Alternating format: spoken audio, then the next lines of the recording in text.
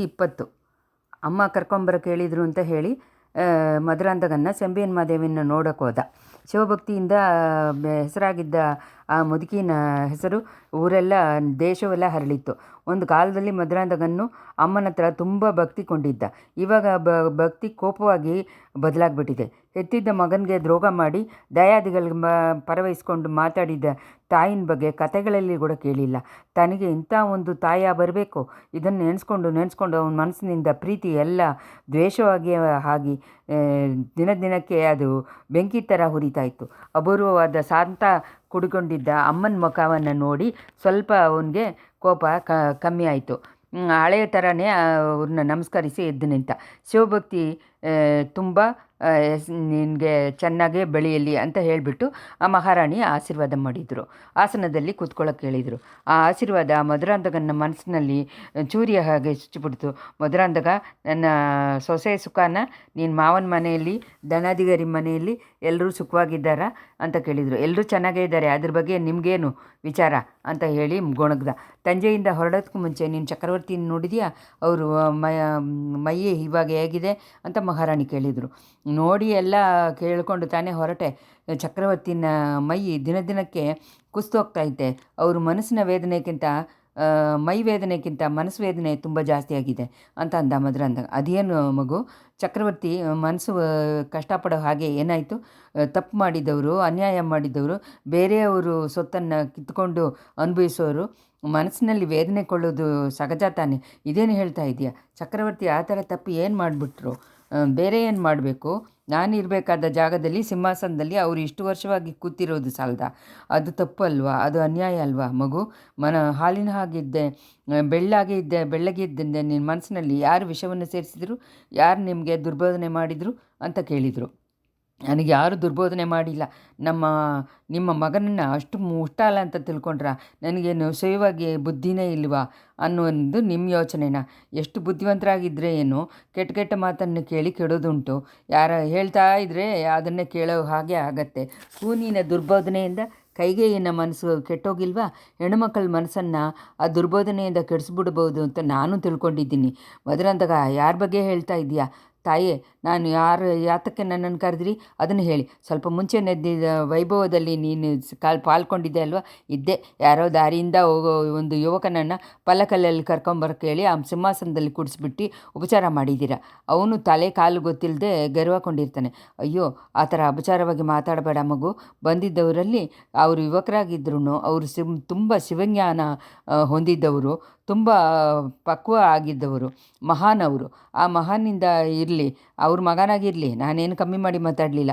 ಅದರಿಂದ ಅವ್ರ ಹೆಮ್ಮೆ ಏನು ಕಮ್ಮಿ ಆಗಿಬಿಡಲ್ವಲ್ಲ. ಆ ಮಹಾನುಗೆ ನೀವು ರಾಜರಿಗೆ ಮರ್ಯಾದೆ ಮಾಡಿದ್ರೂ ನಾನು ಆಕ್ಷೇಪಣೆ ಮಾಡಿಲ್ಲ. ನನ್ನನ್ನು ಯಾತಕ್ಕೋಸ್ಕರ ಕರೆದಿರಿ ಅಂತ ಹೇಳಿ ಸೆಂಬಿಯನ್ ಮಾದೇವಿ ಒಂದು ನೆಟ್ಟುಸಿರು ಬಿಟ್ಟರು. ಆಮೇಲೆ ಹೇಳಿದರು, ನಿನ್ನ ಗುಣದಲ್ಲಿ ಬಂದಿರುವ ಬದಲಾವಣೆ ನನಗೆ ಆಶ್ಚರ್ಯವನ್ನು ಉಂಟು ಮಾಡುತ್ತೆ. ಪೊಳವೆಟ್ರೆ ಮಾಳಿಗೆಯಲ್ಲಿ ಇದ್ದಿದ್ದ 2 ವರ್ಷ ನಿನ್ನ ಮನಸ್ಸು ಇಷ್ಟೊಂದು ಬದಲಾಗ್ಬಿಡುತ್ತೆ ಅಂತ ಅಂದ್ಕೊಂಡಿಲ್ಲ. ಹೋದರೆ ಹೋಗಲಿ, ನನ್ನ ಕರ್ತವ್ಯವನ್ನು ನಾನು ಮಾಡಬೇಕು. ನಿಮ್ಮ ಅಪ್ಪನಿಗೆ ನಾನು ಕೊಟ್ಟಿದ್ದ ಮಾತನ್ನು ನೆರವೇರಿಸಬೇಕು. ಅದರಿಂದ ನಿನ್ನನ್ನು ಇಲ್ಲಿ ಹೇಳಿದ್ದೀನಿ. ನನ್ನ ಕಥೆಯನ್ನು, ನಿಮ್ಮ ಅಪ್ಪನನ್ನು ನಾನು ಮದುವೆ ಮಾಡಿಕೊಂಡಿದ್ದ ಕಥೆಯನ್ನು ನಾನು ಹೇಳ್ತೀನಿ ಕೇಳು ಅಂತಂದರು. ಮಧುರಾಂಧಗನ್ ಭಯಭಕ್ತಿಯಿಂದ ಕೂತ್ಕೊಂಡು ಕೇಳೋಕ್ಕೆ ಶುರು ಮಾಡ್ದ. ನಾನು ಹುಟ್ಟಿದ ಊರಾಗಿಯ ಮಳಪಾಡಿಗೆ ನೀನು ಮಗುವಾಗಿದ್ದಾಗ 2 ಸತಿ ಬಂದಿದೆಯಾ? ಆ ಊರಲ್ಲಿ ಇರುವ ಸೋಬರ್ಮನ್ ದೇವಸ್ಥಾನವನ್ನು ನೋಡಿರ್ತೀಯ. ಕೋಚಂಗ್ ಚೋಳ ರಾಜ ಶಿವಾಲಯನ ಎಬ್ಬಿಸ್ತಿದ್ದ 64 ಸ್ಥಳಗಳಲ್ಲಿ ಅದನ್ನು ಒಂದು ಅಂತ ದೊಡ್ಡವರು ಹೇಳಿ ಕೇಳಿದ್ದೀನಿ. ನಿನ್ನ ಅಜ್ಜ ಅಲ್ಲಿ ನಿನ್ನ ಅಜ್ಜ, ನಿನ್ನ ಅಪ್ಪ ಮಳಪಾಡಿನಲ್ಲಿ ಇರುವರದು ದೊಡ್ಡ ಮನೆತನದವರು. ನಮ್ಮ ಕುಲ ತುಂಬ ಹಳೆಯದು. ಒಂದು ಕಾಲದಲ್ಲಿ ಮಳವರೆಯರುಗಳು ತುಂಬ ಪ್ರಶಸ್ತಿಯಾಗಿದ್ದ ಚಿಕ್ಕ ರಾಜಗಳಾಗಿದ್ದರು. ವಿಜಯಾಲಯ ಚೋಳರ ಕಾಲದಲ್ಲಿ ನಡೆದಿದ್ದ ಯುದ್ಧಗಳಲ್ಲಿ ಪಾಂಡ್ಯರುಗಳ ಜೊತೆ ಸೇರಿದ್ರು. ಅದರಿಂದ ಸೋಳರುಗಳು ಗೆಲುವಾದ ಮೇಲೆ ಮಳವರೆಯರುಗಳ ಕೀರ್ತಿ ಸ್ವಲ್ಪ ಕಮ್ಮಿ ಆಗಿತ್ತು. ಚಿಕ್ಕ ಮಗುವಾಗಿದ್ದಾಗ ಅದ್ರ ಬಗ್ಗೆ ಎಲ್ಲ ನಾನೇನು ಅಂದ್ಕೊಂಡಿರಲಿಲ್ಲ. ನನ್ನ ಮನಸ್ಸು ಮಳಪಾಡಿ ಆಲಯದಲ್ಲಿ ಇರುವ ನಟರಾಜ ಸ್ವಾಮಿ ಮೇಲೆ ಹೋಗಿತ್ತು. ಮಳಪಾಡಿನ ಚರಿತೆಯಲ್ಲಿ ಬಂದಿದ್ದ ಒಂದು ದೊಡ್ಡ ಚರಿತೆಯನ್ನು ನಾನು ಮಗುವಾಗಿದ್ದಾಗ ನಿಮ್ಮ ಅಜ್ಜ ನನ್ನ ಹತ್ರ ಹೇಳಿದರು. ಸುಂದರಮೂರ್ತಿ ಸ್ವಾಮಿಗಳು ತನ್ನ ಶಿಷ್ಯರುಗಳ ಜೊತೆ ಆ ಕಡೆ ಹೋಗ್ತಾ ಇದ್ರಂತೆ. ಮಳಪಾಡಿ ಶಿವಾಲಯದಲ್ಲಿ ಚೆನ್ನಾಗಿ ಬೆಳೆದು ಬಂದಿದ್ದ ಹೂಗಳಿದ್ದಿದ್ದ ಹೊಂಗೆ ಮರದ ಮರವನ್ನು ಮರ ಬಂದು ಆ ಆಲಯವನ್ನು ಮರೆಯಾಗಿ ಮಾಡಿತ್ತಂತೆ. ಆದ್ದರಿಂದ ದೇವಸ್ಥಾನದನ್ನು ನೋಡದೆ ಸುಂದರ ಹೋದ್ರಂತೆ. ಸುಂದರ, ನನ್ನನ್ನು ಮರೆತಿಯೋ ಅಂತ ಹೇಳಿ ಒಂದು ಧ್ವನಿ ಅವ್ರ ಕಿವಿಯಲ್ಲಿ ಕೇಳಿತ್ತಂತೆ. ಸುಂದರ ಸುತ್ತಮುತ್ತ ನೋಡಿದ್ರಂತೆ. ಯಾರಾದರೂ ಮಾತಾಡಿದ್ರ ಅಂತ ಕೇಳಿದ್ರಂತೆ. ಇಲ್ಲ ಅಂತ ಹೇಳಿದ್ರಂತೆ. ಸುಂದರ ತಕ್ಷಣ ಪಕ್ಕದಲ್ಲಿ ಇರುವ ಒಂದು ಏನಾದರೂ ಆಲಯ ಮರೆಯಾಗಿದೆಯಾ ಅಂತ ವಿಚಾರಿಸಿರುವಂತೆ. ಹೊಂಗೆ ಮರಗಳ ತುಂಬ ಹತ್ತಿರ ಮರೆಯಾಗಿದ್ದ ಆ ದೇವಸ್ಥಾನವನ್ನು ನೋಡಿ ಪೊನ್ನಾರ್ ಮೇನಿಯೇ ಅನ್ನುವ ಹಾಡನ್ನು ಹೇಳಿದ್ರಂತೆ. ಆ ಹಾಡು ಬಂದು ನನ್ನ ಮನಸ್ಸಿನಲ್ಲಿ ಸೇರ್ಕೊಂಡ್ಬಿಡ್ತು. ದೇವಸ್ಥಾನದಲ್ಲಿ ಅವಾಗವಾಗ ಹೋಗ್ತೀನಿ, நடராஜ ಮೂರ್ತಿ ಮುಂಚೆ ನಿಂತು ಅದನ್ನೇ ಹಾಡ್ತಾ ಇರ್ತೀನಿ. ದಿನ ಆಗ್ತಾ ನನ್ನ ಮನಸ್ಸಿನಲ್ಲಿ ಆ ದೇವರು ಬಂದುಬಿಟ್ರು. ಶಿವನ್ನೇ ನಾನು ಮದುವೆ ಮಾಡ್ಕೋತ ಹಾಗೆ ಕೋಟೆ ಕಟ್ತಾ ಇದ್ದೆ. ನನ್ನನ್ನು ನಾನು ಪಾರ್ವತಿ ಅಂತಲೂ ಆ ದೇವರನ್ನು ಶಿವ ಅಂತ ಅಂದ್ಕೊಂಡು ನಾನು ತಪಸ್ ಮಾಡೋ ಥರ ಮಾಡ್ತಾಯಿದ್ದೆ. ನನ್ನ ಮದುವೆ ಬಗ್ಗೆ ಯಾರಾದರೂ ಮಾತಾಡ್ತಿದ್ರೆ ನನಗೆ ಒಂಥರ ಬೇಸರ ಆಗುತ್ತೆ. ಈ ಥರ ನನ್ನ ಮಗು ವಯಸ್ಸಲ್ಲಿ ಹೋಯಿತು. ನಾನು ವಯಸ್ಸಿಗೆ ಬಂದಾಗ ನನ್ನ ಮನಸ್ಸಿನಲ್ಲಿ ಶಿವನ ಭಕ್ತಿ ಮುಂಚೆಕ್ಕಿಂತ ಜಾಸ್ತಿ ಆಗಿಬಿಡ್ತು. ಊರಿನವರೆಲ್ಲ ನನ್ನನ್ನು ಹುಚ್ಚಿ ಅಂತ ಹೇಳಿದ್ರು. ಅದ್ರ ಬಗ್ಗೆ ಎಲ್ಲ ನಾನು ಏನೂ ಕೇರ್ ಮಾಡಿಲ್ಲ. ಮನೆಯಲ್ಲಿ ನಾನು ಊಟ ಮಾಡಿ ನಿದ್ದೆ ಮಾಡೋ ಟೈಮ್ ಹೋದರೆ ಮಿಕ್ಕಿದ್ದೆಲ್ಲ ನಾನು ದೇವಸ್ಥಾನದಲ್ಲೇ ಕಾಲ ಕಳೆದೆ. ಪೂಜೆಗಳಿಗೆ ಬೇಕಾದ ಹೂಗಳನ್ನು ತಂದು ವಿಧವಾದ ಮಾಲೆಗಳನ್ನು ಮಾಡಿ ಆ ನಟರಾಜ ಪೆರುಮಾನ್ಗೆ ಹಾಕಿ ನಾನು ಸಂತೋಷ ಪಡ್ತಾಯಿದ್ದೆ. ತುಂಬ ಹೊತ್ತು ಕಣ್ಗಳನ್ನು ಮೂಡಿ ಧ್ಯಾನದಲ್ಲಿ ಇರ್ತೀನಿ. ಈ ಥರ ನಾನು ಕಣ್ಣು ಮುಚ್ಚಿಕೊಂಡಿದ್ದಾಗ ಮನಸ್ಸಿನಲ್ಲಿ ಆ ದೇವ್ರನ್ನೇ ಧ್ಯಾನಿಸ್ಕೊಂಡಿದ್ದಾಗ ದಿಢೀರಂತ ಗಲಗಲ ಅಂತ ಶಬ್ದ ಕೇಳಿತ್ತು. ಕಣ್ಣಿದೆ ಬಿಡಿಸಿ ನೋಡಿದೆ. ನನ್ನ ಮುಂಚೆ 5-6 ಜನ ನಿಂತ್ಕೊಂಡಿದ್ರು. ಅವ್ರುಗಳಲ್ಲಿ ಮುಂದೆ ನಿಂತ ಒಬ್ಬರ ಮೇಲೆ ನನ್ನ ಕಣ್ಣು ಮನಸ್ಸು ಹೋಯಿತು. ನಾನು ಮನಸ್ಸಿನಲ್ಲಿ ಧ್ಯಾನ ಮಾಡಿಕೊಂಡೆ. ಶಿವಾನೇ ನನ್ನ ಮುಂದೆ ಬಂದುಬಿಟ್ರು ಅಂತ ಅಂದ್ಕೊಂಡ್ಬಿಟ್ಟೆ ನನ್ನನ್ನು ಮದುವೆ ಮಾಡ್ಕೊಳ್ಳೋಕ್ಕೆ. ಎದ್ದು ನಿಂತು ತಲೆ ಬಗ್ಗಿ ನಮಸ್ಕಾರ ಮಾಡಿ ನಿಂತೆ. ನನ್ನ ಕಣ್ಣುಗಳಿಂದ ನೀರುಗಳ ಹನಿ ಹೋಗ್ತಾನೆ ಇತ್ತು.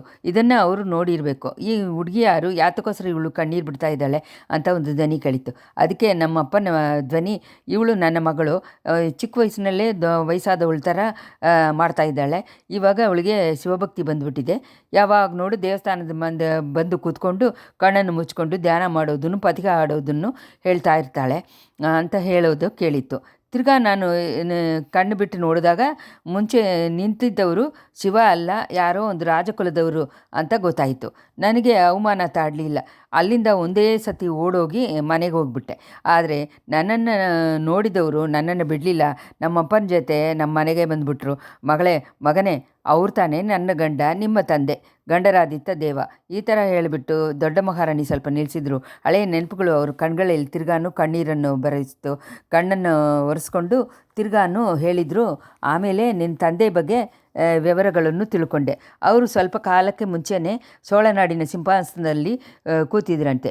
ಅದರಿಂದ ಮೊದಲು ಎಲ್ಲ ದೇವಸ್ಥಾನಗಳಿಗೂ ಹೋಗಿ ಆಲಯ ದರ್ಶನ ಮಾಡ್ತಾ ಇದ್ರಂತೆ. ಅವ್ರಿಗೆ ಪ್ರಾಯ ಆವಾಗ 40 ಆಗಿತ್ತು. ಚಿಕ್ಕ ವಯಸ್ಸಲ್ಲಿ ಅವರು ಮದುವೆ ಮಾಡಿಕೊಂಡಿದ್ದ ಹೆಂಡತಿ ಸತ್ತೋದ್ರಂತೆ. ಆಮೇಲೆ ಮದುವೆ ಮಾಡ್ಕೊಳ್ಳೋ ಯೋಚನೆ ಅವ್ರಿಗಿಲ್ವಂತೆ. ತಿರ್ಗಾನು ಮದುವೆ ಮಾಡ್ಕೊಳ್ಳೋದಿಲ್ಲ ಅಂತ ವ್ರತ ಮಾಡಿದ್ರಂತೆ. ಆದರೆ ಅವರ ಮನಸ್ಸು ನನ್ನನ್ನು ನೋಡಿದ ತಕ್ಷಣ ಬದಲಾಗ್ಬಿಡ್ತು. ನನ್ನ ತಂದೆ ಹತ್ತಿರ ಬಂದು ಅವರು ಇಷ್ಟವನ್ನು ಹೇಳಿದರು. ನಾನು ಶಿವನೇ ಮನುಷ್ಯ ರೂಪದಲ್ಲಿ ಬಂದು ಬಿಡೋ ಹಾಗೆ ಅಂದ್ಕೊಂಡು ನಾನು ಸಂತೋಷ ಪಡ್ತಾಯಿದ್ದೆ. ಅವ್ರನ್ನೇ ಮದುವೆ ಮಾಡ್ಕೊಳ್ಳೋಕ್ಕೆ ಸಮ್ಮತ ಹೇಳಿಬಿಟ್ಟೆ. ನಮಗೆ ಆ ಮದುವೆ ಆಯಿತು. ಅದನ್ನು ನಿಮ್ಮ ಅಜ್ಜನ ಹೋಗಿದ್ದ ಕೀರ್ತಿ ತಿರ್ಗಾ ಬಂದು ಮಳವರೇರ ಅನ್ನುವ ಪಟದ ಹೆಸರನ್ನು ಹೊಂದ್ಕೊಂಡ್ರು. ಮಗನೇ, ನನಗೂ ನಿನ್ನ ತಂದೆಗೂ ಮದುವೆ ಆದಮೇಲೆ ನಾವಿಬ್ಬರು ಮನಸ್ಸು ಬಿಚ್ಚಿ ಮಾತಾಡಿ ಒಂದು ತೀರ್ಮಾನಕ್ಕೆ ಬಂದವು. ಶಿವಬೆರುಮಾನ್ಗೆ ಅರ್ಪಣೆ ಮಾಡಿಕೊಂಡು ನಾವಿಬ್ಬರು ಇರೋದು ಅಂತ ಇಬ್ಬರೂ ಮಗುವನ್ನೇ ಎತ್ಕೊಳ್ಳೋದಿಲ್ಲ ಅಂತಲೂ ತೀರ್ಮಾನ ಮಾಡಿದ್ದೀವಿ. ಅದಕ್ಕೆ ಒಂದು ಮುಖ್ಯವಾದ ಕಾರಣ ಇತ್ತು. ಮಗು, ಇದನ್ನು ನಿನ್ನ ಹತ್ರ ಹೇಳಬೇಕಾದ ಅವಶ್ಯಕತೆ ಉಂಟಾಗತ್ತೆ ಅಂತ ನಾನು ಕನಸಿನಲ್ಲಿ ಅಂದ್ಕೊಂಡಿರಲಿಲ್ಲ. ಆದ್ರೂ ಅಂಥ ಅವಶ್ಯಕತೆ ಇವಾಗ ಬಂದ್ಬಿಡ್ತು. ಅದರಿಂದ ಹೇಳ್ತೀನಿ, ಸ್ವಲ್ಪ ಕಿವಿ ಕೊಟ್ಟು ಕೇಳು ಅಂತ ಹೇಳಿದರು. ಈ ಥರ ಸಂಬೀನ್ ಮಹಾದೇವಿ ಹೇಳಿಬಿಟ್ಟು ತಿರ್ಗಾನು ಒಂದು ನೆಂಟುಸಿರು ಬಿಟ್ಟರು. ಮಧುರಾಂಧಗಾನು ಮುಂಚೆಗಿಂತ ತುಂಬ ಶ್ರದ್ಧೆಯಾಗಿ ಕಿವಿ ಕೊಟ್ಟು ಕೇಳೋಕ್ಕೆ ಶುರು ಮಾಡಿದ. ಇಷ್ಟಕ್ಕೆಲ್ಲೇ 20ನೇ ಸಂಚಿಕೆ ಮುಗಿಯಿತು. ಸಂಚಿಕೆ 21.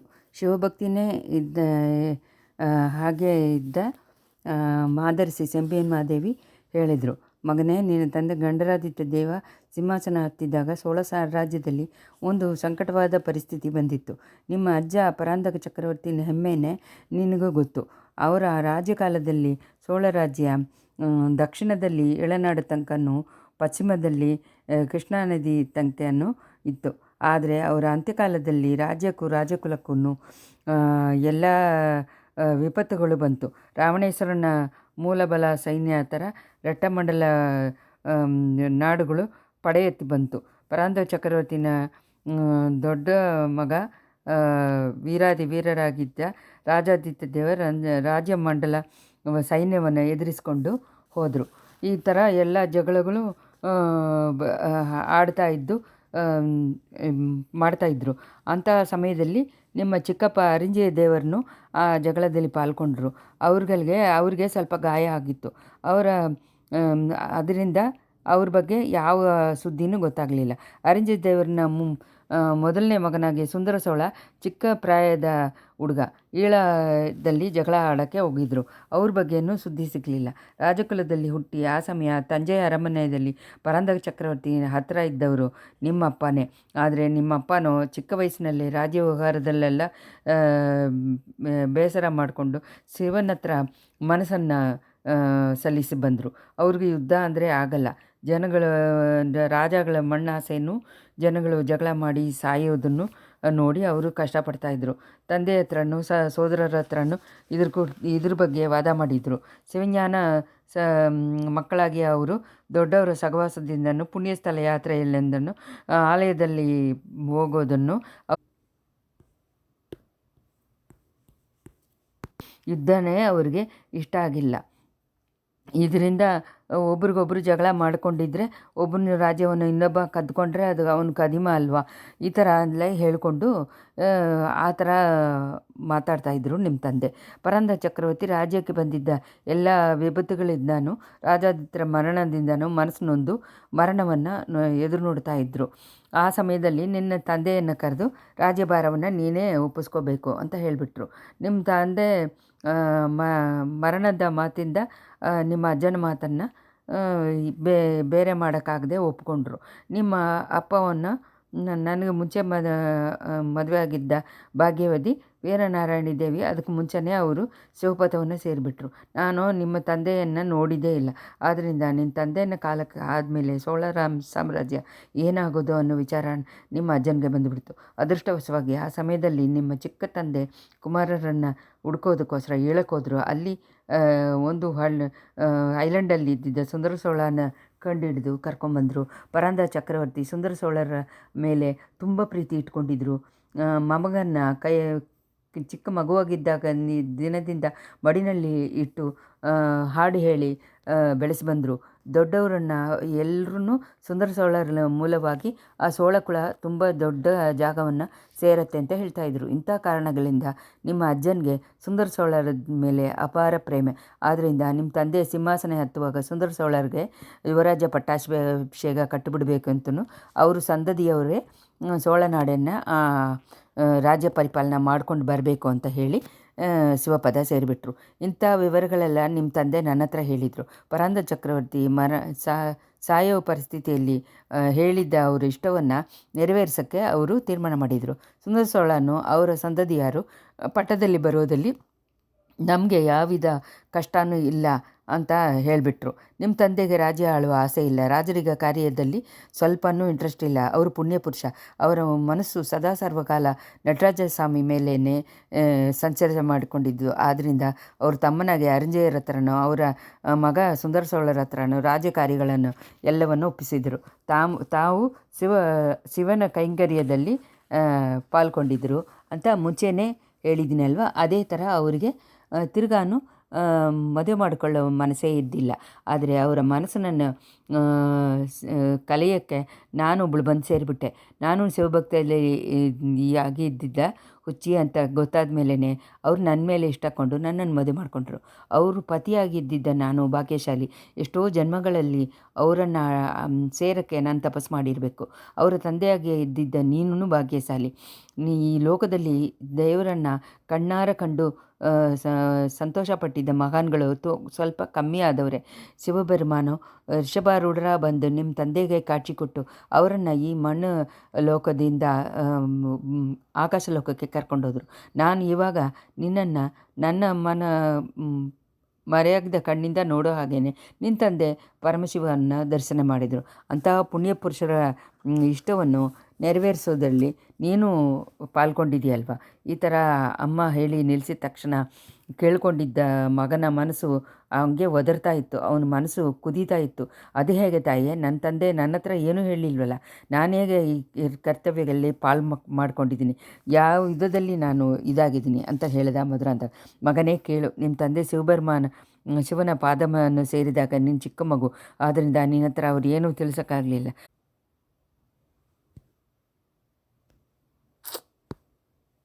ಇಲ್ಲ ಅಂತ ಹೇಳಿ ತೀರ್ಮಾನ ಮಾಡಿದ್ದೀನಿ. ಆದರೆ ಹೆಣ್ಣಾಗಿಯೇ ನನಗೆ ಅಂಥ ಇದನ್ನು ನೆರವೇರ್ಸೋಕ್ಕಾಗಿಲ್ಲ.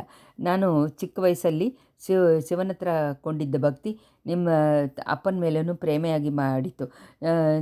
ದಿನ ಹೋಗ್ತಾ ಹೋಗ್ತಾ ನನ್ನ ಕೈನಲ್ಲಿ ಎತ್ತಿ ನಮ್ಮ ಆಟ ಆಡಿಸೋಕ್ಕೆ ಒಂದು ಮಗು ಬೇಕು ಅಂತ ಹೇಳ್ತಾ ಇದ್ದೆ. ಆದ್ದರಿಂದ ಈ ಬೇರೆಯವರು ಹೆಣ್ಣುಮಕ್ಕಳಲ್ಲಿ ಕೈಯಲ್ಲಿ ಮಕ್ಕಳನ್ನು ನೋಡಿದ ತಕ್ಷಣ ನನ್ನ ಮನಸ್ಸೆಲ್ಲ ಉರಿತಾ ಇತ್ತು.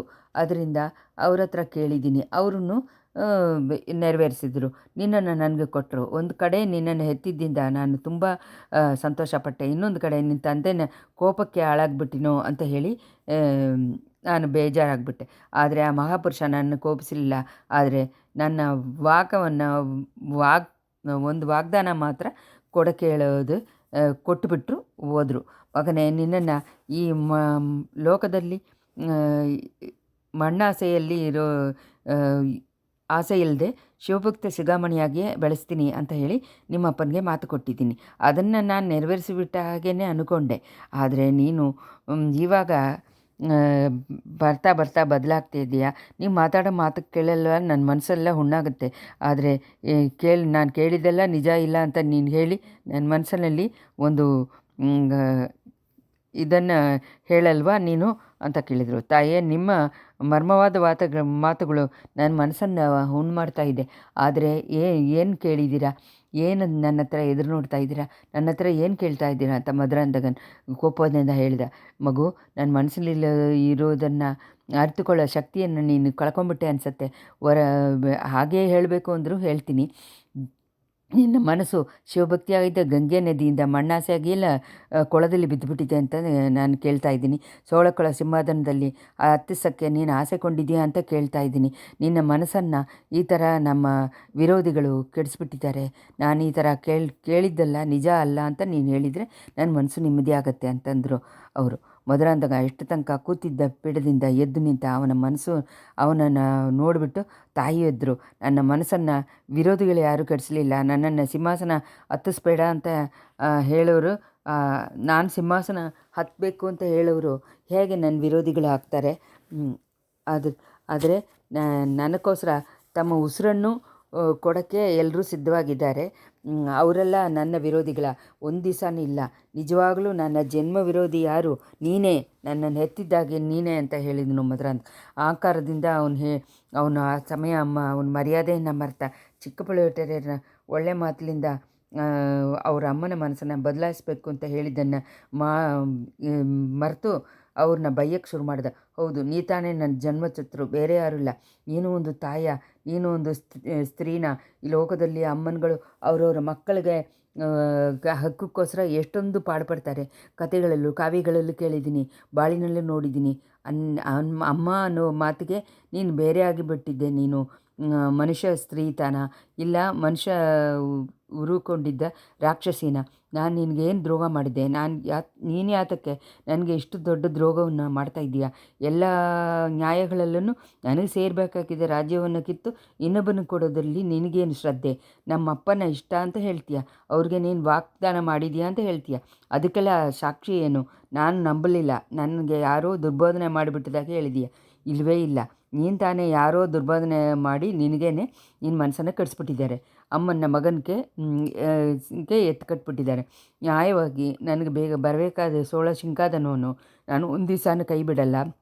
ಇನ್ನು ಹೇಳಿದರೂ ಬಿಡಲ್ಲ. ಶಿವಪದ ಸೇರಿದ್ದ ನಮ್ಮ ಅಪ್ಪನೇ ಹಿಂತಿರುಗಿ ಬಂದರೂ ನಾನು ಕೇಳಲ್ಲ. ಈ ಸೋಳ ಸಾಮ್ರಾಜ್ಯ ನನ್ನದು. ಈ ಹಳೆಯ ಸಿಂಹಾಸನ ನನಗೇ ಸೇರಿದ್ದು. ಕರಿಗಾಲ ಪರಿವಾಳ ಸುಟ್ಟಿಕೊಂಡಿದ್ದ ಮಣಿ ಮಗುಡ ನನಗೇನೆ.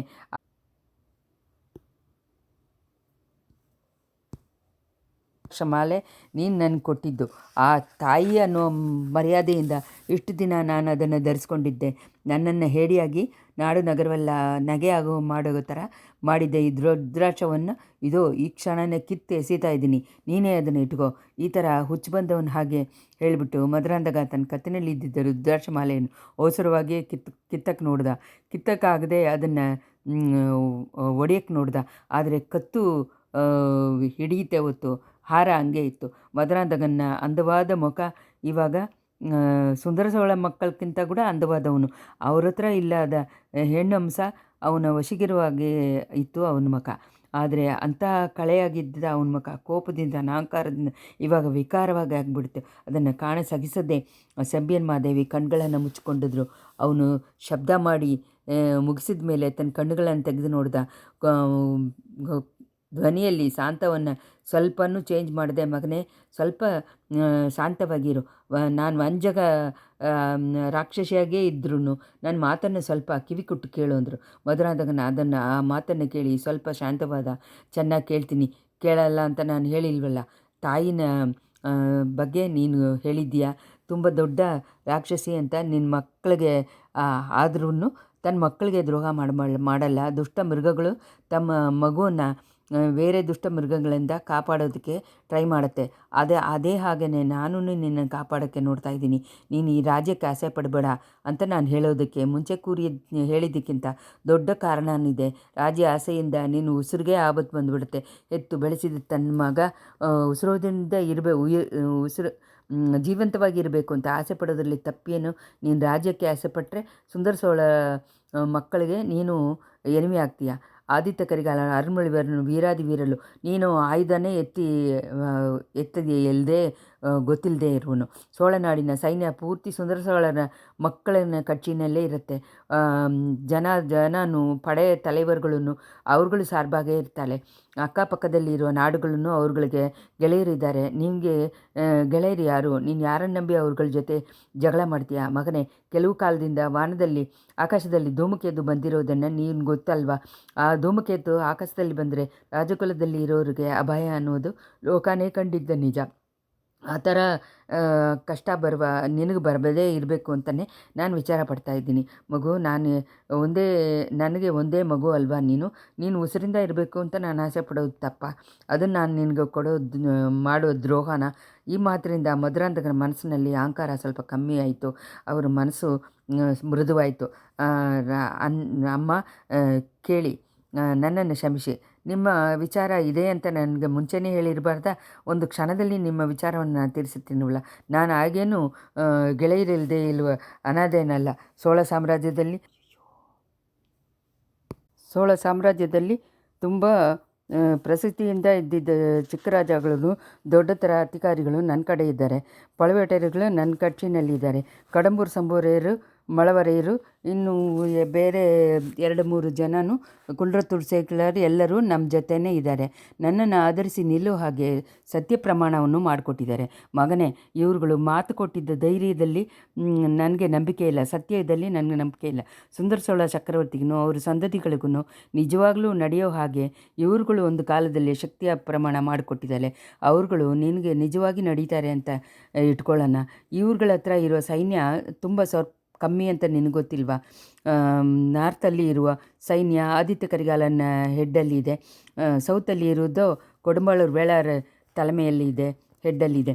ತಾಯೇ, ನನ್ನ ಕಚ್ಚಿ ಬಗ್ಗೆ ಆಧರಿಸೋ ಚಿಕ್ಕ ರಾಜಗಳು ಯಾವ ಸಮಯದಲ್ಲೂ ನನಗೆ ಸಾವಿರಾರು ಸೇನಾನಿಗಳನ್ನು ಕರ್ಕೊಂಬರ್ತಾರೆ. ಸೇನಾನಿಗಳಿರಲಿ, ಜನಗಳ ಬಗ್ಗೆ ಏನು? ಸೋಳನಾಡಿನ ಜನಗಳು ಸುಂದರ ಸೋಳ ಮಕ್ಕಳ ಮೇಲೇ ತುಂಬ ಅಭಿಮಾನ ಕೊಂಡಿದ್ದಾರೆ. ನಿನಗೆ ಗೊತ್ತಿಲ್ವಾ? ಇವತ್ತು ನೀನೇ ನೋಡಿದೆ, ಆ ಪಳೆಯಾರೆ ನಗರಿಗೆ ಅರುಳ್ಮೊಳಿವರ್ಮನೋ ಆದಿತ್ಯ ಕರಿಗಾಲನೋ ಬಂದಿದ್ದರೆ ಮಕ್ಕಳು ಹೇಗೆ ಬಂದಿರ್ತಾರೆ. ಇವಾಗ ಈ ಊರು ಒಂದು ಕಾಲದಲ್ಲಿ ನಿನ್ನ ಹತ್ರನೂ ಪ್ರೀತಿಯಿಂದನೇ ಇತ್ತು. ಆದರೆ ಪಳವೇಟರ ಜೊತೆ ನೀನು ಸ್ನೇಹ ಮಾಡಿದ ಮೇಲೆ ನಿನ್ನನ್ನು ಮಕ್ಕಳು ಸೇಡು ಕೆಟ್ಟದಾಗೆ ನೋಡೋಕ್ಕೆ ಶುರು ಮಾಡಿಬಿಟ್ರು. ತಾಯೇ, ಜನಗಳ ಅಭಿಮಾನದ ಬಗ್ಗೆ ನಾನು ಸ್ವಲ್ಪನೂ ವಿಚಾರ ಪಟ್ಟಿಲ್ಲ. ಮಕ್ಕಳ ಅಭಿಮಾನ ಏನಕ್ಕಾಗುತ್ತೆ? ಜನಗಳು ಆಳಬೇಕಾದವರು, ಸಿಂಹಾಸನದಲ್ಲಿ ಯಾರು ಕೂತಿದ್ದಾರೋ ಅವ್ರನ್ನ ಹತ್ರನೇ ಮಕ್ಕಳು ಭಕ್ತಿಯಿಂದ ಇದು ಮಾಡಬೇಕು. ಮಗನೇ, ನಿನ್ನ ಬೋಧನೆ ಮಾಡಿರೋರು ಪಾಲಿಟಿಕ್ಸನ್ನು ಶುರುವಿಂದ ನಿಮಗೆ ಹೇಳ್ಕೊಟ್ಟಿಲ್ಲ. ಜನಗಳು ಅಭಿಮಾನ ಇಲ್ಲದೆ ಯಾವ ರಾಜನೂ ರಾಜ್ಯ ಆಳಕ್ಕೆ ಆಗೋದೇ ಇಲ್ಲ ಅಂತ ಹೇಳ್ತಾರೆ. ಇಂಥ ಸಮಯದಲ್ಲಿ ಹೇಳ್ತಾ ಇದ್ದರೆ ಅರಮನೆ ಬಾಗಿಲಲ್ಲಿ ಒಂದು ದೊಡ್ಡ ಆರವಾರ ಕೇಳಿತ್ತು. ಅಳು ಧ್ವನಿನೂ, ಶಾಪದ ಧ್ವನಿನೂ, ಕೋಪದ ಧ್ವನಿನೂ ಎಲ್ಲ ಸೇರಿ ಮನುಷ್ಯನ ಗಂಟಗಳಿಂದ ಎದ್ದಿದ್ದ ದೊಡ್ಡ ಬಿರುಗಾಳಿ ಹೊಡೆಯೋ ಟೈಮಲ್ಲಿ ಸಮುದ್ರದಲ್ಲಿ ಉಂಟಾಗುವ ಭಯಂಕರವಾದ ಶಬ್ದದ ಥರ ಕೇಳಿತ್ತು. ಮಗನೇ, ಚೋಳ ಸಾಮ್ರಾಜ್ಯಕ್ಕೆ ಏನೋ ಒಂದು ದೊಡ್ಡ ಆಪತ್ತು ಬಂದುಬಿಟ್ಟಿದೆ. ಅದನ್ನು ಮೊದಲನೇ ಕುರಿನೇ ಇದು. ನನ್ನ ಅರಮನೆ ಹೊರಗಡೆ ಹೋಗಿ ಏನು ಅಂತ ತಿಳ್ಕೊಂಬರ್ತೀನಿ, ಅಷ್ಟು ತನಕ ನೀನು ಇಲ್ಲೇ ಇರು ಅಂತ ಹೇಳಿಬಿಟ್ಟು ಹೋದರು ಅವನ ತಾಯಿ. ಇಷ್ಟರಲ್ಲಿ 21ನೇ ಸಂಚಿಕೆ ಮುಗೀತು. ಸಂಚಿಕೆ 22. ಓಡೆ ಹತ್ರ ಬಂದಿದ ತಕ್ಷಣ ಹಡಗಿನಲ್ಲಿ ಇದ್ದಿದ್ದು ರಾಜಕುಮಾರಿ ಕುಂದವಿನೇ ಅನ್ನೋದನ್ನು ವಂದಿತೇವನು ಚೆನ್ನಾಗಿ ತಿಳ್ಕೊಂಡ. ಆಳ್ವಾರ ಕಡೆ ಆ ಜಾಗದಲ್ಲೇ ನಿಲ್ಲಿತ್ತಿಂದ ವಂದಿತೇವನು ಅಲ್ಲೇ ನಿಂತ. ಅಪ್ಪನೇ, ನೀನು ಯಾಕೆ ನಿಂತ ಇದೆಯಾ? ಇಳೆ ಪ್ರಾಟಿ ತುಂಬ ಹೊತ್ತಿಂದ ನಿನಗೋಸ್ಕರ ಕಾಯ್ತಾ ಇದ್ದಾರೆ. ಹಡಗಿನಲ್ಲಿ ಹತ್ತಿದ ತಕ್ಷಣ ಯುವರಾಜರು ಬಂದುಬಿಟ್ರು, ಭದ್ರವಾಗಿದ್ದಾರೆ ಅನ್ನುವ ಸಮಾಚಾರವನ್ನು ಮೊದಲೇ ಹೇಳು. ನಿನ್ನ ವೀರ ಪ್ರತಾಪಗಳನ್ನು ಹೇಳಿಕೊಂಡು ಕಾಲ ಕಳಿಬೇಡ. ನಾನು ಹಿಂತಿರುಗಿ ಹೋಗ್ತಾ ಇದ್ದೀನಿ. ಪಳೆಯಾರೆಯಲ್ಲಿ ಇವತ್ತು ನಾವು ಕಲವರ ಪಿಶಾಚನ್ನು ಕಿತ್ತು ಬಿಟ್ಬಿಟ್ಟಿದ್ದೀವಿ. ಅದನ್ನು ತಿರ್ಗಾ ಹಿಡಿದು ಗೂಡಲ್ಲಿ ಹಾಕಬೇಕು ಆಗತ್ತಾ ಅಂತ ನಾನು ನೋಡ್ತೀನಿ. ನಿನ್ನ ದಡಬುಡಲ್ ಸಾಹಸಗಳಿಂದ ಎಂಥ ತೊಂದರೆಗಳಲ್ಲಿ ಸಿಕ್ಕಾಕೊಂಡಿದ್ದೀವಿ ಅಂತ ಆಳ್ವಾರ ಕಡೆಯನ್ನು ಹೇಳ್ಬಿಟ್ಟು ಬಂದಿದ್ದ ದಾರಿಯಿಂದ ಬೇಗ ಹಿಂತಿರುಗಿ ಹೋದ. ವಂದಿತೇವನ ಮನಸ್ಸಿನಲ್ಲಿ ಒಂದು ದೊಡ್ಡ ಆಶ್ಚರ್ಯ ಉಂಟಾಯಿತು. ಇವನು ಹೇಗೆ ಎಲ್ಲ ವಿಷಯಗಳನ್ನು ತಿಳ್ಕೊಂಡಿದ್ದಾನೆ? ಇಷ್ಟಕ್ಕೂ ನಮ್ಮನ್ನು ಏನೂ ಕೇಳಲಿಲ್ಲ. ಬರೀ ಊಹೆನಾ? ಇಲ್ಲಾಂದರೆ ಎಲ್ಲ ಅವನಿಗೆ ಗೊತ್ತಿದೆಯಾ? ಆಂಡಿಗಳಲ್ಲಿ ಪಾರಂಪರ್ಯವಾಗಿ ಬಂದಿದ್ದ ಆಂಡಿ, ಇನ್ನು ಪಂಜಕ್ಕೆ ಬಂದಿದ್ದ ಆಂಡಿ ಅಂತ ಎರಡು ಉಂಟು. ಈ ಗೂಢಚಾರಿಗಳಲ್ಲೂ ಹಾಗೇನೆ 2 ಉಂಟು ಅನಿಸತ್ತೆ. ನಾನು ಅವಸರಕ್ಕೋಸ್ಕರ ಗೂಢಚಾರಿ ಆಗಿದ್ದೀನಿ. ಆದರೆ ಯಾವಾಗ ನೋಡಿ ಸಂಕಟವನ್ನೇ ತಪ್ಪಿಸ್ಕೊಳ್ತಾ ಇದ್ದೀನಿ. ಈ ವೈಷ್ಣವನ ಪರಂಪರೆ ಗೂಢಚಾರಿ ಅನಿಸತ್ತೆ. ಆದ್ದರಿಂದ ಒಂದು ವಿಧ ಅರ್ಜೆಂಟ್ ಏನೂ ಇಲ್ಲದೆ ಸಾವಧಾನವಾಗಿ ತನ್ನ ಕೆಲಸವನ್ನು ಮಾಡ್ಕೊಂಡು ಬರ್ತಾ ಇದ್ದಾನೆ. ಆದರೆ ಯಾರಿಗೋಸ್ಕರ ಇವನು ಈ ಕೆಲಸವನ್ನು ಮಾಡ್ತಾನೆ? ಇವನು ತನ್ನ ಬಗ್ಗೆ ಹೇಳಿದೆಲ್ಲ ನಿಜಾನ? ಈ ಥರ ಯೋಚನೆ ಮಾಡಿಕೊಂಡು ಓಡೆ ನೀರು ಕರೆಗೆ ಬಂದಿದ್ದೇವನು ಓಡದಲ್ಲಿ ಇದ್ದಿದ್ದ ಯುವರಾಣಿಯನ ಮುಖವನ್ನು ನೋಡ್ದ. ಆಳ್ವಾರ ಕಡೆಯನ್ನು ಮರ್ತ, ತಾನು ಹೋಗಿ ಬಂದಿದ್ದ ಕೆಲಸವನ್ನು ಮರ್ತ, ಲೋಕವನ್ನು ಮರ್ತ, ತನ್ನನ್ನೇ ಮರೆಸ್ಬಿಟ್ಟ. ಆಹಾ, ಈ ಹೆಣ್ಣಿನ ಮುಖ ನಮ್ಮನ್ನು ಬಿಟ್ಟು ಒಂದು ಚೂರೂ ಹಗಲಿ ಹೋಗಿಲ್ಲ. ಕನಸಿನಲ್ಲೂ ನನಸಿನಲ್ಲೂ, ಬಿರುಗಾಳಿಯಲ್ಲೂ, ಮಳೆಯಲ್ಲೂ, ಕಾಡಿನಲ್ಲೂ, ಕಡಲು ಮಧ್ಯದಲ್ಲಿನೂ ತನ್ನನ್ನು ಹಿಂಬಾಲಿಸ್ಕೊಂಡು ಬಂದಿದೆ. ಆದ್ರೂ ಏನು ವಿಂತೆ, ನೀ ಸೀದಾ ನೋಡುವಾಗ ಈ ಹೊನ್ನು ಮುಖದಲ್ಲಿ ಅಂದ ಎಷ್ಟು ಜಾಸ್ತಿಯಾಗಿ ಕಾಣಿಸ್ತಾ ಇದೆ. ಯಾಕೆ ನನ್ನ ಮನಸ್ಸಿನಲ್ಲಿ ಇಂಥ ಒಂದು ಇದು ಉಂಟಾಗತ್ತೆ? ಯಾಕೆ ನನ್ನ ಗಂಟ್ಲು ಸಿಕ್ಕಾಕೊಳ್ಳುತ್ತೆ? ಯಾಕೆ ನನ್ನ ಮನಸ್ಸಿನಲ್ಲಿ ಈ ಥರ ಚಲನೆ? ಸುಯವಾಗಿ ನೆನಪಿಲ್ಲದೇನೆ ವಂದಿತೇವನ ನೀರಿನಲ್ಲಿ ಸ್ವಲ್ಪ ದೂರ ನಡೆದು ಹೋಗಿ ಓಡದಲ್ಲಿ ಎತ್ತಿಸ್ಕೊಂಡ. ಯುವರಾಣಿ ಓಡಗಾರನನ್ನು ನೋಡಿ ಸಮೀಕ್ಷೆ ಮಾಡಿದರು. ಓಡ ಜರಗಕ್ಕೆ ಶುರು ಆಯಿತು. ವಂದಿತೇವನ ಮನಸ್ಸನ್ನು ಊಗಲಾಡೋಕ್ಕೆ ಶುರು ಆಯಿತು. ಜೋಯಿಸನೇ, ಯುವರಾಜರುಗಳು ಮಾತ್ರನೇ ನೀನು ಜೋಯಿಸ ಹೇಳ್ತೀಯ? ನನಗೂ ಹೇಳ್ತೀಯ? ಜೋಯಿಸ ಹೆಂಗೆ ಹೇಳ್ತೀಯ? ಆಕಾಶದಲ್ಲೇಲು ಗ್ರಹಗಳನ್ನು, ನಕ್ಷತ್ರಗಳನ್ನು ನೋಡಿ ಹೇಳ್ತೀಯ? ಇಲ್ಲ ಕಾಗೆ ಗುಬ್ಬಜ್ಜಿಗಳನ್ನ ನೋಡಿ ಹೇಳ್ತೀಯ? ಕೈ ರೇಖೆಯನ್ನು ನೋಡಿ ಹೇಳ್ತೀಯ? ಮುಖದಲ್ಲಿ ಇರೋ ಗುರಿ ನೋಡಿ ಹೇಳ್ತೀಯ ಅನಿಸತ್ತೆ. ಇಲ್ಲ ಅಂದರೆ ಯಾಕೆ ನನ್ನ ಮುಖವನ್ನು ನೋಡ್ತಾ ಇದೆಯಾ? ಈ ಥರ ಮಾಡಿದರೆ ಒಳ್ಳೆ ಜಾತಿಯಲ್ಲಿ ಹುಟ್ಟಿದ್ದ ಹೆಣ್ಣುಗಳು ಯಾರು ನಿನ್ನ ಹತ್ರ ಜೋಯಿಸ ಕೇಳಕ್ಕೆ ಬರಲ್ಲ ಅಂತ ರಾಜಕುಮಾರಿ ಹೇಳಿದ್ದು ವಂದಿತೇವನ ಕಿವಿನಲ್ಲಿ ಒಳ್ಳೆ ಸಂಗೀತವಾಗಿ ಕೇಳಿತ್ತು. ಅಮ್ಮನಿ, ಜೋಯಿಸ ನೋಡೋದಕ್ಕೋಸ್ಕರ ನಿಮ್ಮ ಮುಖ ನೋಡಿಲ್ಲ, ಎಲ್ಲೋ ಯಾವಾಗಲೂ ನೋಡಿದ ಮುಖ ಅನಿಸತ್ತೆ ಅಂತ ಜ್ಞಾಪಕ ಮಾಡ್ಕೊಳ್ಳೋಕೆ ನೋಡ್ತಾ ಇದ್ದೀನಿ. ಗೊತ್ತು ನೀವು ತುಂಬ ಮರುಗಾರರು ಅಂತ ನನಗೆ ಗೊತ್ತು. ನಾನು ಜ್ಞಾಪಕ ಮಾಡ್ತೀನಿ. ಹತ್ತತ್ರ 40 ದಿವಸಕ್ಕೆ ಮುಂಚೆ ಕೊಡಂದೆ ಜೋಯಿಸರ ಮನೆಯಲ್ಲಿ ಮೊದಲಾಗಿ ನೋಡಿದ್ದೀವಿ. ಆಮೇಲೆ ಆವತ್ತೇ ಅರಸಲಾಟಂಗರಿಯಲ್ಲಿ ನೋಡಿದ್ದೀವಿ. ಅಮ್ಮಣಿ, ನಿಲ್ಲಿಸಿ. ನಿಮ್ಮ ಮಾತನ್ನು ನಾನು ನಂಬೋಕ್ಕಾಗಲ್ಲ. 40 ದಿವಸಕ್ಕೆ ಮುಂಚೆ ನಾನು ನಿಮ್ಮನ್ನು ನೋಡಿದ್ದೀನಿ. 40,000 ನಿಮ್ಮನ್ನು ನೋಡಿಲ್ವಾ? ಮಲೆ ಗುಹೆಯಲ್ಲಿ ನೋಡಿಲ್ವಾ? ಮೇಲೆ ಆಕಾಶದಲ್ಲಿ ನೋಡಿಲ್ವಾ? ನೀರಿನ ಇದರಲ್ಲಿ ಓಡೆ ಹತ್ರ ನೋಡಿಲ್ವಾ? ಕಾಡಿನಲ್ಲಿ ಮಧ್ಯದಲ್ಲಿ ದೊಡ್ಡ ಹುಲಿಯಿಂದ ಹಿಂಬಾಲಿಸ್ಕೊಂಡು ಬಂದಿಲ್ವಾ ಅಂತ ಹೇಳಿ ಈ ಥರ ಮಾತಿಗೆ ಬಾಯಿಗೆ ಬಂದಿದ್ದೆಲ್ಲ ಹೇಳ್ತಾ ಮಾಡ್ತಾಯಿದ್ದ.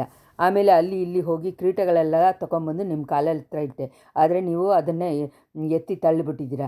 ಅಯ್ಯೋ, ನಿಮ್ಮ ಪಾದಗಳು ನೋವುತ್ತೆ ಅಲ್ವಾ ಅಂತ ನಾನು ವಿಚಾರಪಟ್ಟೆ. ಯುವರಾಣಿ, ಇದೆಲ್ಲ ನಿಜಾನಾ ಇಲ್ವಾ? ಅಲ್ಲ, 40 ದಿವಸಕ್ಕೆ ಮುಂಚೆನೇ ಮೊದಲು ನಾನು ನಿಮ್ಮನ್ನು ನೋಡಿದ್ದು ನಿಜವಾ? ಈ ಥರ ಅವನು ಮಾತಾಡಿ ಮುಗಿಸಿದಾಗೆ ಕಾಣಲಿಲ್ಲ. ದೇವಿ, ಇನ್ನೊಂದು ಜ್ಞಾಪಕ ಬರ್ತಾಯಿದೆ. ಒಂದು ಸಮಯ ಬೆಳ್ಳಿ ಓಡದಲ್ಲಿ ನಾವು ಹತ್ತಿ ಚಿನ್ನದ ಹಿಡಿ ಹಾಕಿದ ತುಡುಪುಗಳನ್ನು ಇಟ್ಕೊಂಡು ಆಕಾಶ ಕಡಲಲ್ಲಿ ಚಂದ್ರನ ಅಲೆಗಳನ್ನು ತಳ್ಳಿಕೊಂಡು ಪ್ರಯಾಣ ಮಾಡಿದ್ದೀವಲ್ವ ಅಂತ ಶುರು ಮಾಡ್ದೆ. ಅಯ್ಯಯ್ಯೋ, ಈ ಜೋಯಿಸನಿಗೆ ಒಳ್ಳೆ ಚೆನ್ನಾಗಿ ಹುಚ್ಚಿಡ್ದು ಬಿಟ್ಟಿದೆ ಅನಿಸುತ್ತೆ.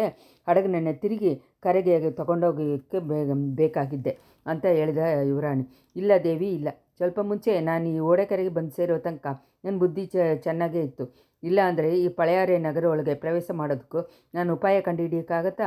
ಮದರಂದಗ ದೇವರ ಹತ್ರನೂ ನಿಮಿತ್ತಿಗರ ಹತ್ರ ಜೋಯಿಸ ಅಂತ ಹೇಳಿಕೊಂಡು ಅವ್ರನ್ನ ನಂಬೋ ಹಾಗೆ ಮಾಡಿ ಅರಮನೆಗೆ ಬಂದಿರೋಕ್ಕಾಗತ್ತಾ? ವೈದ್ಯರ ಮಗನಿಂದ ನಾನು ಅಷ್ಟು ಬೇಗ ತಪ್ಪಿಸ್ಕೊಂಡು ಬರೋಕ್ಕಾಗತ್ತಾ? ಈ ಹಡಗಿನಲ್ಲಿ ಏರಿ ನಿಮ್ಮ ಮುಖವನ್ನು ನೋಡಿದ ತಕ್ಷಣ ನಾನು ಕೆಂಡ ಕುಡ್ದಂಗೆ ಆಗ್ಬಿಟ್ಟಿದ್ದೀನಿ ಅಂತ ಹೇಳಿದ್ದಾನೆ ವಂದಿತೇವ. ಅಯ್ಯ, ಹಾಗಾದರೆ ನನ್ನ ಮುಖವನ್ನು ನೀವು ನೋಡಿಬಿಡಿ. ಈ ಓಡೆ ಕರೆಯಲ್ಲಿರುವ ನೀರನ್ನು ನೋಡಿ, ಆಕಾಶವನ್ನು ನೋಡಿ, ಓಡೆ ಕರೆಯಲ್ಲಿ ಉದ್ದಕ್ಕೆ ಬೆಳೆದಿದ್ದ ಮರಗಳನ್ನು ನೋಡಿ, ಅರಮನೆ ಮಾಡಗಳನ್ನು ನೋಡಿ, ಈ ಪಡಿತುರೆಯನ್ನು ನೋಡಿ, ಅಲ್ಲಿ ಓಡೆಯಲ್ಲಿ ಬಿಟ್ಟಿರುವ ಹೂವುಗಳನ್ನು ಅದನ್ನು ನೋಡಿ, ಆಮೇಲೆ ಈ ಕಿವುಳ ಓಡಗಾರ ಇದನ್ನು ನೋಡಿ, ಅವನ ಮಗದನ್ನಾದರೂ ಸ್ವಲ್ಪ ನೋಡಿ. ಆ ಥರ ನೋಡಿಕೊಂಡೇ ನೀವು ಹೋಗಿದ್ದ ಕೆಲಸ ಏನಾಯಿತು? ಕಾಯ ಹಣ್ಣು ಅಂತ ಹೇಳಿ ಯುವರಾಜನ್ನ ಕರ್ಕೊಂಬಂದ್ರ? ಸೌಖ್ಯವಾಗಿದ್ದಾರ? ಎಲ್ಲಿ ಬಿಟ್ಟು ಬಂದಿದ್ದೀರಿ? ಯಾರು ಬಿಟ್ಟು ಬಂದಿದ್ದೀರಿ ಅಂತ ಮೊದಲು ಹೇಳಿ. ಆಮೇಲೆ ಇಲ್ಲಿಂದ ಹೊರಟಿದ್ದ ಮೊದಲೇ ನಡೆದಿದ್ದು ಎಲ್ಲವನ್ನು ಹೇಳಿ ಅಂತ ಯುವರಾಣಿ ಹೇಳಿದರು. ಅದಕ್ಕೆ ವಂದಿತೇವನ್, ದೇವಿ, ನಿಮ್ಮ ಹತ್ರ ಒಪ್ಕೊಂಡು ಹೋಗಿದ್ದ ಕೆಲಸವನ್ನು ಜಯ ಕಳಿಸ್ಕೊಂಡು ಬಂದಿಲ್ಲ ಅಂದರೆ ನಿಮ್ಮನ್ನು ತಿರ್ಗಾ ಬಂದು ನಿಮ್ಮ ಹತ್ರ ನನ್ನ ಮುಖವನ್ನು ಹೆಂಗೆ ತೋರಿಸ್ತಿರ್ತೀನಿ? ಯುವರಾಜ ಲಂಕೆಯಿಂದ ಕರ್ಕೊಂಬಂದು ಬಂದೆ, ಅದರಿಂದ 1000 ಅಡಚಣೆಗಳನ್ನು ಜಯಗೊಳಿಸ್ಕೊಂಡು ಕರ್ಕೊಂಬಂದಿದ್ದೀನಿ. ಯುವರಾಜ ಸುಖವಾಗಿದ್ದಾರೆ ಅಂತ ನಾನು ಹೇಳೋಕ್ಕಾಗಲ್ಲ. ನಾನು ಅವ್ರನ್ನ ಬಿಟ್ಟು ಬಂದಾಗ ಅವರಿಗೆ ತುಂಬ ಜಾಸ್ತಿಯಾಗಿ ಜ್ವರ ಇತ್ತು. ಆದ್ದರಿಂದ ಭದ್ರವಾದ ಕೈಗಳಲ್ಲಿ ಅವ್ರನ್ನ ಒಪ್ಪಿಸ್ಕೊಂಡು ಬಂದಿದ್ದೀನಿ. ಓಡಗಾರ ಹೆಣ್ಣು ಪೂಂಗೊಳ್ಳಿ ಹತ್ರನೂ, ಹೂವು ಮಾರೋ ಹುಡುಗ ಸೇಂದನ ಮುದನ ಹತ್ರನೂ ಯುವರಾಜನ್ನ ಬಿಟ್ಟು ಬಂದಿದ್ದೀನಿ. ಅವ್ರುಗಳು ಯುವರಾಜನ್ನ ಕಾಪಾಡೋದಕ್ಕಾಗೆ 100,000 ಜತೆ ಬೇಕಾದರೂ ಸತಿ ಬೇಕಾದರೂ ಅವರು ಪ್ರಾಣವನ್ನು ಬಿಡೋಕ್ಕೆ ಸಿದ್ಧವಾಗಿದ್ದಾರೆ. ಆ ಸಮಯ ದೂರದಲ್ಲಿ ಭಯಂಕರವಾದಿ ಒಂದು ಕನ್ಫ್ಯೂಷನ್ ಆಗಿ ಎಲ್ಲ ಧ್ವನಿಗಳೂ ಒಂದೇ ಸತಿ ಕೇಳಿ ಒಳ್ಳೆ ಸಮುದ್ರದ ಅಲೆ ಹಾಗೆ ಕೇಳಿತ್ತು. ಅದನ್ನು ಬಂದಿದ್ದ ಶಬ್ದವನ್ನು ಯುವರಾಣಿನೂ ವಂದಿತೇವನು ಭಯದಿಂದ ಕಲವರದಿಂದ ನೋಡಿದರು. ಆದರೆ ಇದು ಏನು ಆರವಾರ? ಯಾಕೆ ಈ ಜನಗಳು ಈ ಥರ ಕೂಗಾಡ್ತಾ ಇದ್ದಾರೆ ಅನಿಸುತ್ತೆ. ಹೌದು, ಆ ಥರನೇ ಅನಿಸುತ್ತೆ ಅಂದ ವಂದಿತೇವನ್. ಇಷ್ಟರಲ್ಲಿ 22ನೇ ಸಂಚಿಕೆ ಮುಗಿಯಿತು.